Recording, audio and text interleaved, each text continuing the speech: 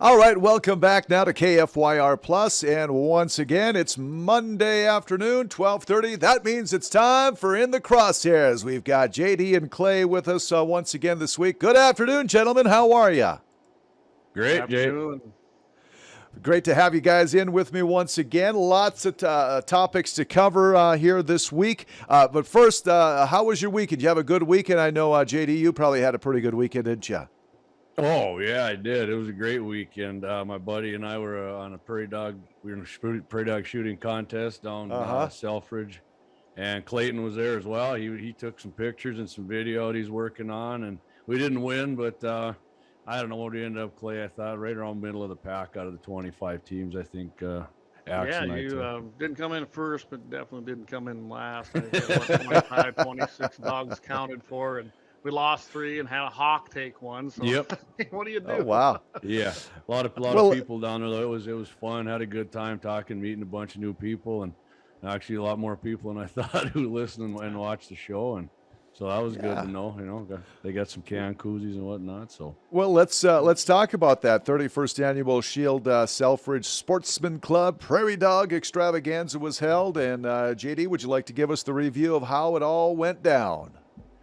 Yeah, you know, it was better. I was in it one other time a few years back, and it was actually terrible that day, Jay. The wind was blowing, the sun wasn't out, and we hardly got any of them. And numbers actually total, even the people who won the numbers of the prairie dog harvesting was down, but it was still not too bad, you know. I think, honestly, they should probably start it later. I think Clay would agree with me, because if you start at 9, there's not really any prairie dogs out.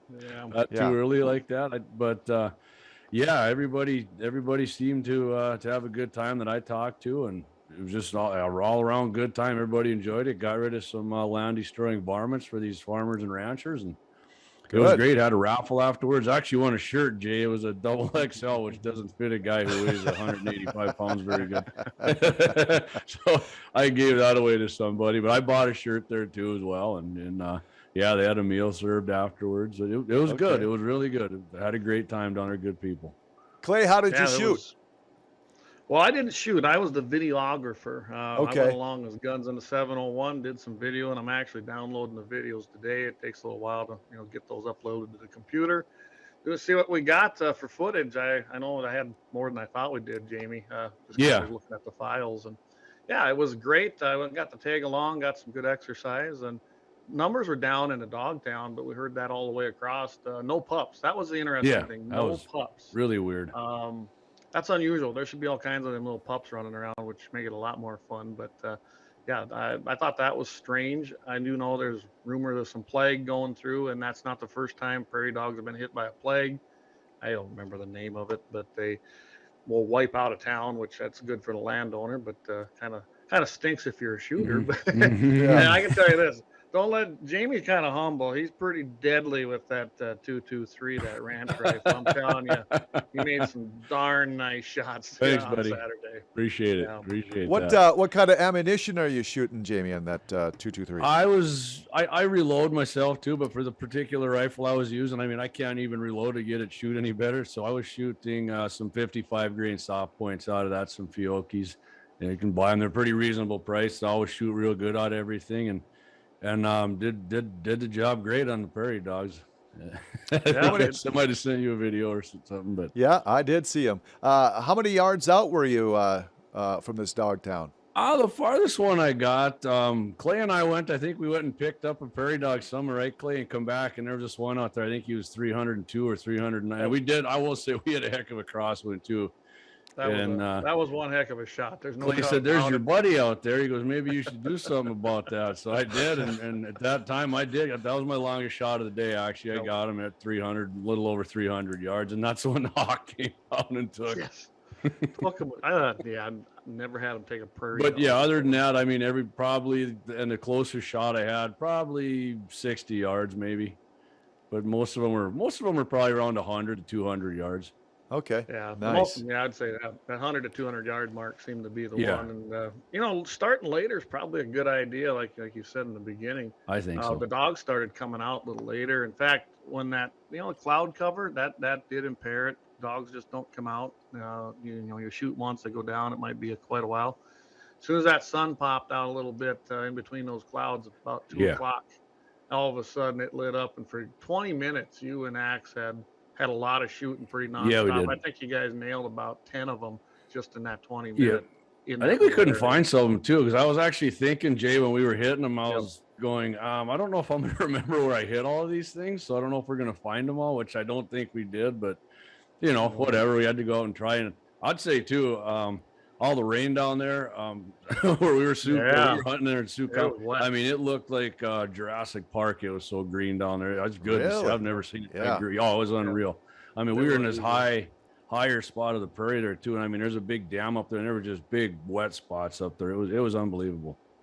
Love seeing that. Excellent. Yeah, it was fun. Real good fun. to hear. And so you ended up with what was it, 12? 26. 26, right? We got 26 dogs that we were able to find. Yeah. Okay. There was at least 3 or 4 that we did not find. Like I said too, and Clay said it too. We it's not like we saw a whole bunch of them, even when we got there. Right? Usually they're running around, but boy, we didn't see. I mean, not like usual. So something's kind of odd there. I don't know if the winter did something to them as well, Jay, or not. But sure, yeah, I enjoyed it. I enjoyed. I guess on a positive, your percentages were good. Your guys' percentages were good on your shot to kill percentage wise. There's no doubt about it, because you didn't see that many dogs, but the ones you did, you sniped them pretty good. Yeah, we got more. Yeah, I had trouble with one there. I tell you, Jay, it's funny. I was getting a lot of one shot hits and kills, but one of them was out there, and he wasn't even that far. I mean, 200, honestly, for me, 203 yards, I shouldn't miss anything. Sure. And I missed him about 7 times, and I was going to give up, and I tried one more, and then I got him. I said, I'm going to go get him right now. Heck, I went out there, and the prairie dogs will surprise you, too. I hit him. I mean, you could see the blood and then other stuff around the hole, but man, he made it down the hole, and I certainly wasn't going to reach my hand down in there and come get a rattlesnake on it. So he got away from me in the end, anyways, and I shot all them rounds off at him. But you'd be surprised if somebody who doesn't shoot prairie dogs ever hunt prairie, man, you can hit them, and these suckers will go down the hole on you a lot of times, because that's I don't know, they're just tough little animals, and that's why, Jay, I try to head shoot them all the time. To be honest, a lot of people like to hit them and see them fly in the air, and which didn't flip around up in the air after they hit. Axe definitely had the flip of the day on one there. Me and Clay. But yeah, I always try to go for the hedge, because I don't want them getting down the hole on me. So, and if they stay on top, whatever the coyotes or the hawks or whatever other kind of predator or something come eat them and clean them up. So. Yeah. All right, let's move on to second topic here we've got for you now. California Governor Newsom wants a new constitutional amendment. He is proposing a 28th Amendment that would have 4, we'll call, freedoms added. Clay, would you like to tell the viewers what those all about this freedoms? I will start. I'll commend them only on one thing. I don't usually give anything like that to a commie like Newsom, but at least they're doing it correctly this time. You know, it is a Second Amendment right that's enshrined in the Constitution. Really, the only way to change it would be with another amendment. So I'll give them that part, but probably the only time they even care about it is their last-ditch effort. But so one of them is raising the federal minimum age to purchase a firearm from 18 to 21, and the problem with that is, you are a recognized adult within the United States by law at 18. So now you're going to deny basically a legal adult recognized by the federal government and every state for that matter, from 18 to 20, you're going to deny them their Second Amendment rights. So to me, that's right there is going to be unconstitutional. Mandating universal background checks to prevent truly dangerous people from purchasing a gun that could be used in a crime. Well, I'm sure that sounds just all roses and unicorns to a lot of people. Oh, we can't have them bad people getting them. Thing is, that won't stop bad people anyway. And their idea of a universal background check would be like if Jamie and I, or you and I, Jay, you know, I have a nice 12-gauge shotgun that you're really looking to get, and then try and start trap shooting. Well, right now we could negotiate a price. It'd be a private sale, and you'd get a really nice shotgun, and then I'd go buy something new. Anyway, right now, or if they get this in, we will have to find an FFL dealer, take it to them. Who knows what they'll charge? Being it's going to be mandated, it's going to be an inflated price. Oh yeah. Yeah. And then they're going to have to go through that. So that's insane too. Also, it actually stopped myself from giving them to my sons. I'd have to have every single firearm I own done through an FFL transfer, and that ain't happening. So the third one is instituting a reasonable. There's that word, right, Jamie? Yeah, reasonable to who? They don't define who's going to define it. Anyway, it's going to be instituting a reasonable waiting period for all gun purchases. All right. So they mean every single one, no matter what kind. That goes for our private sales too. And it's reasonable. Not 30-06, Clay. That's a hunting rifle. Oh, that's a hunting rifle. Yeah. And then, of course, the fourth one they mention in here is barring civilian purchase of assault weapons, and they don't define that, by the way, that serve no other purpose than to kill as many people as possible in a short amount of time. Weapons of war our nation's founders never foresaw. So kill as many people in as short as time as possible. Clay, remind me, World War I when they had bolt action guns. Were those what those made for? The Springfield 1903s. Yeah. That's okay. exactly just checking. So that's an quite assault rifle too, right? And it was quite an upgrade. Every time you look at a battle that took place or war within our history, we had single shots, then we had lever actions, and then we had bolt actions. Kind of all a progression. And why? To shoot more ammunition and defeat the enemy. Then we come out with the M1s. I'm sure he's familiar with the M1s, which was the semi-auto. Was an amazing firearm. I have one of myself, and I love that gun. Just the nostalgia. Wood stock on it too, right? That thing's even a wood stock and it's a 30-06, so that's a hunting rifle. Yeah, right there you go. Yeah, there you go. Hey, Clay, I'd say too, Jay. Guess what? California already has all them laws, and what does that stop? That doesn't stop any. I mean, they're big crime. Crime's high in California, especially in their big cities. So, no thanks. Well, it doesn't work. It's proven failure already. He'll tell you too on some of these. Wow, they brought in guns from out of state. So you're right. Yeah, you're right. Criminals don't obey the law, so you can make a constitutional amendment. They'll still bring them in. And let's not forget, just as Illinois keeps complaining about their surrounding states, like Indiana, for instance, they're bringing them in there, or New York. They're all the states that have this utopia gun control that already on the books. Blame the other states for their problem now. Well, then how come those states don't have the problem? That's my question. You go look at those states, they're not having a problem. I mean, you might have a very heavy populated area. Your urban metropolitan areas might see an increase. But I went and actually broke this out in Minneapolis because I knew we were going to be talking about this. Yes, Minneapolis, Minnesota has a very high percentage of quote, violent crime by guns. And I don't know, their stat is different than FBI's, and I'm not sure if they include everything, including suicide. Maybe I'm not sure. It didn't define it, but they also have a higher population versus the rural area of Minnesota. And when you break that out, then you can see the difference. So really, honestly, I hate to say it, but for their actual population, it's not that high a percentage, which would make sense. You got actually fewer crimes committed for the amount of people in that area. So when you look at the other states that surround ones with those utopia gun control laws, I don't really think it's that big of an issue as far as that causing the crime. It just, gun control don't work. You're taking away a normal person that has a Second Amendment right, they're basically their freedom to protect themselves, and that's the problem. Go ahead, Jay. I'm sorry. I was just going to say, I think it was a non-starter for me when they raised the age limit from 18 to 21. Yeah. It is for me too. Yeah. Well, if you look at, if they're, they always want to bring up these mass shootings. If you do it, most of these guys are, they're over 21 years old. They're over 21. I mean, the Asian, remember the older Asian guy? He legally had a suppressor. He was a violent felon who wasn't able to own guns, and he still went and did the killing, And far as, like gangbangers when they're younger, you think gangbangers care about and any kind of, no, they don't care about anything. They're criminals. And I got a kick out of part of his press release, Governor Newsom. He says his proposals guarantee, like Clay said, common sense constitutional protections. No, it's not. It's infringing on your constitutional right by making another one. Like it's How is that guaranteeing any constitutional civil right? None. It's not. It's not. Right. It's not. Exactly. Speaking of rights as gun owners, the court, this is a kind of a landmark decision, isn't it? Court protects now the gun rights for a non-violent offender in a significant victory for Second Amendment advocates.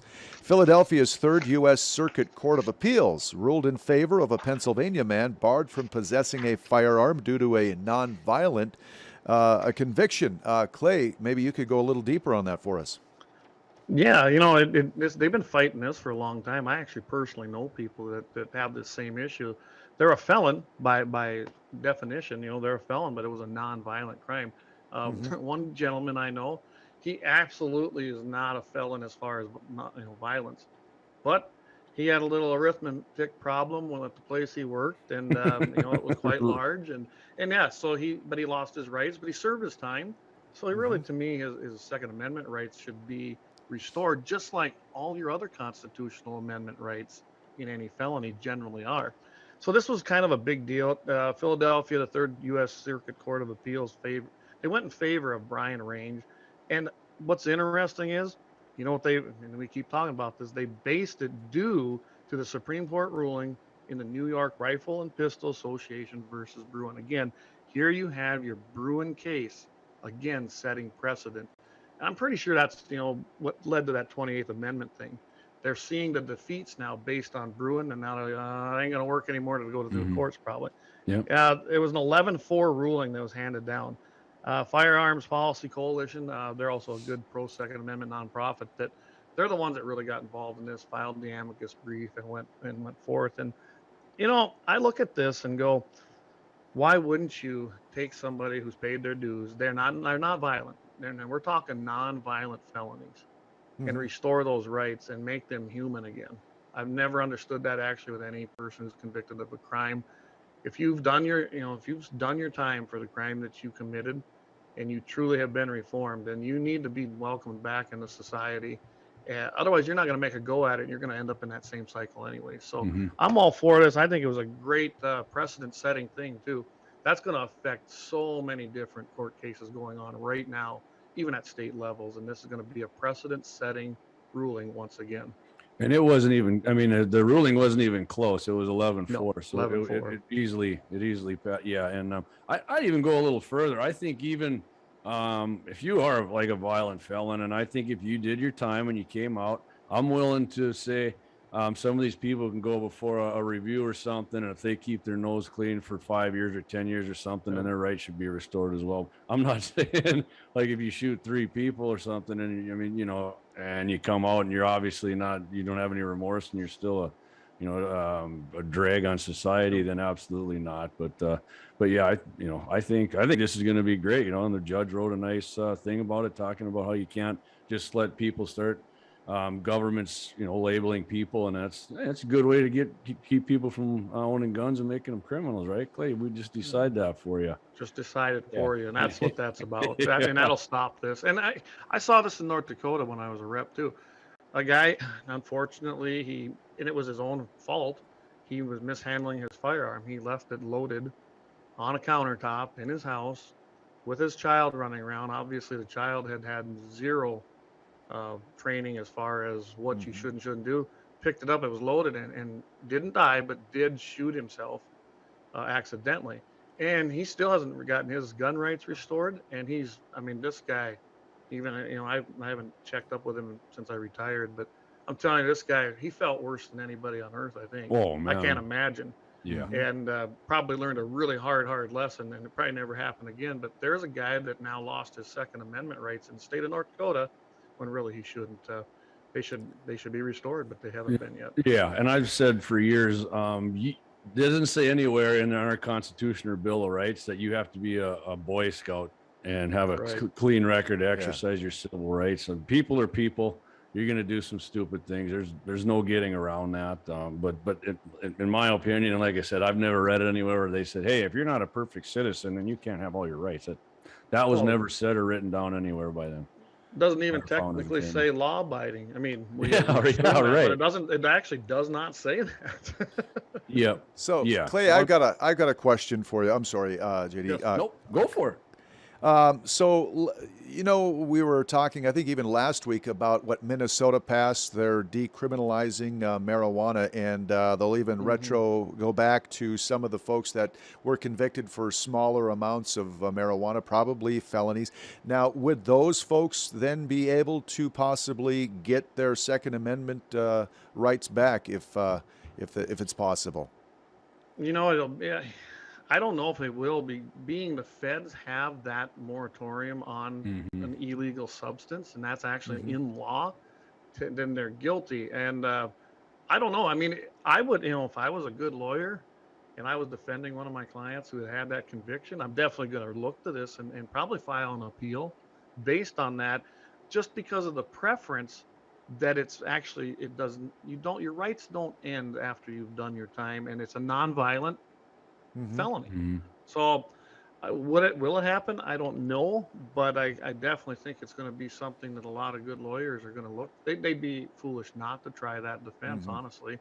And like you and guys, we all talked about last week. I don't have an issue with it. I don't personally use that Mm-hmm. drug, but it's not, to me. It's not that.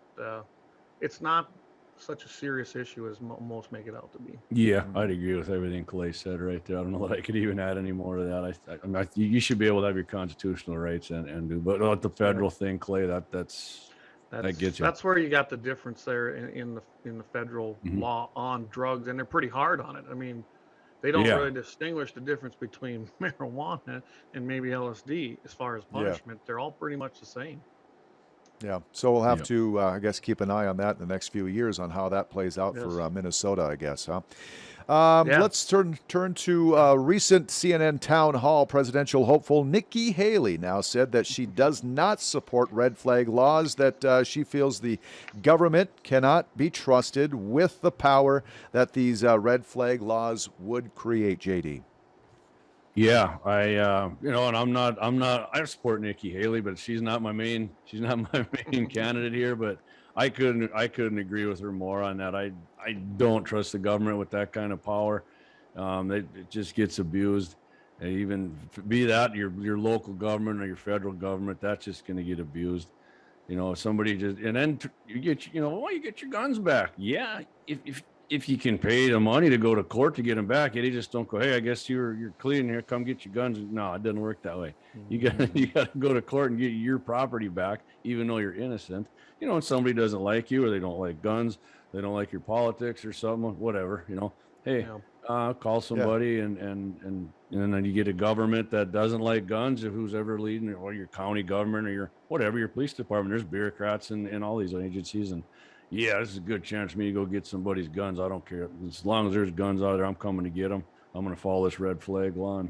And that's exactly how it gets abused. And she's awesome on that. I think it's great. I don't think she has a chance of winning, but she's good on this. Yeah, I mean, if that's her true stance, that's the one to have. I mean, we got a governor right now that's a presidential candidate. He says he's not for red flag laws, but I can prove that he was when they were talking about it in the 2017 and then when he was governor in the 2019 legislative session, along with Kirsten Baszler and at that time our majority and minority leaders. So yeah, and we didn't say one thing and do another. But red flag laws, I don't trust the government. I never would. To me, it's a violation of our constitutional due process right. So to me, there's never going to be a red flag law. We already kind of have one in just about every state. No one thinks about it. So in South Dakota, I'll use that because that's the one I'm most familiar with. If you file for a divorce, actually Wyoming's the same way. File for a divorce, both parties get a temporary restraining order put on them by a judge. Well, what that triggers then in both these states is they're supposed to go to your house and take your guns. What crime did you commit? Yeah, you None. might. Hey, you might, Clay. Yeah, You got to look ahead here. Minority Report, remember? Yeah, and what triggered it was the restraining order. You got permanent restraining orders and temporary restraining order. They both carry the same weight that way, and they go take it as a precaution. And I disagree. You're not going to get in there and prevent anything. If someone has it in their mind to do a lot of damage to their future ex, they're probably going to get the job done. So we already kind of have a form of that. And I don't agree with that. I've been wanting to have that changed for years, but I And can't how- even convince the staunch Republicans to change And it. how many angry in a split up, the angry significant other is going to throw a red flag out too? Then you know what Oh, I yeah. guarantee you that get that Every time. Yeah, Just about. yeah. Especially if they start arguing and it's a bitter Yep. breakup. I mean, there's going to be they'll use anything like that. People get they get mad and they'll do whatever they can to get you. That's absolutely right. Gentlemen, excellent week this week. Covered some great topics. bet. What do you got coming up on Wednesday night? Well, Clay, I think we're going to have a guest on actually. Sons of Liberty. Yep. What is it? Bismarck Sons of Liberty. I think we're going to have him on for 30 minutes. And as usual, Jay, we're going to have some good Second Amendment topics. I imagine we got the poll question of the week too, which we tied in with the Prairie Dog Shoot. What's your favorite Prairie Dog bullet? And haven't looked. A lot of people have voted already, but yeah, it's going to come down to soft points or the ballistic tip. But yeah, and you can catch that at 6 p.m. Central or 6 p.m. Mountain, 7 p.m. Central, Facebook, YouTube, Twitter, and I think Clay's got us going on Rumble now, and of course on our website, we're up on Rumble now. www.gunsand701.com. Excellent. And I think we're also going to probably hit that Prairie Dog Shoot because we got a few videos and pictures we can share. Yeah, on we the do. live stream. How many Yeah, teams did yeah. you have this weekend down there, JD? There's 25, I believe. Is that what it was? Okay. Clay, right? There's Yep, they actually 25. reduced it too, Jay, because they said the prairie dog population, like we talked about in the beginning, was down. So they actually did reduce the teams They did. down a bit too. So yeah. Dang. Yeah, it was fun. I love shooting prairie dogs. I mean, I'm passionate. Deer hunting's my favorite kind of hunting, but and some of my buddies get mad when I say it, but I actually like prairie dog hunting better. You don't have to get up early. You go late. You get to shoot a bunch, and hey, you don't have to clean it when you're done either. So You're right. Ab- A lot of fun. Absolutely. And I it's remember summertime. There's no snow. about 35, 40 years ago or so. I always had this best friend of mine. His grandpa had a farm there just west of Belcourt, north of Rolette a little bit. And he'd always say, hey, let's go out to the farm. We'll ride four-wheeler and shoot, gophers. I was like, I'm all for it, pal. Yeah, when we get there, though, we had to work for like 4 hours before we could do any of that fun stuff. We had to haul bales. So we had to, but nonetheless, great time. Got you in good shape for football. He absolutely did. There you go. Well, gentlemen, gunsofthe701.com. Check them out there. Wednesday night again, 7 Central, 6 Mountain, and some great topics we covered this week. Look forward to our conversation once again next Monday, 12:30, right here on the KFYR Plus app. Guys, have yourself a great week, and look forward to next week, all right? You bet. Keep your powder dry, Thanks Jay. again. All right, Keep your guys. powder dry, guys. All we'll right, see you, take buddy. care. You bet now. It is a minute now in front of 1 o'clock here at the KFYR Plus.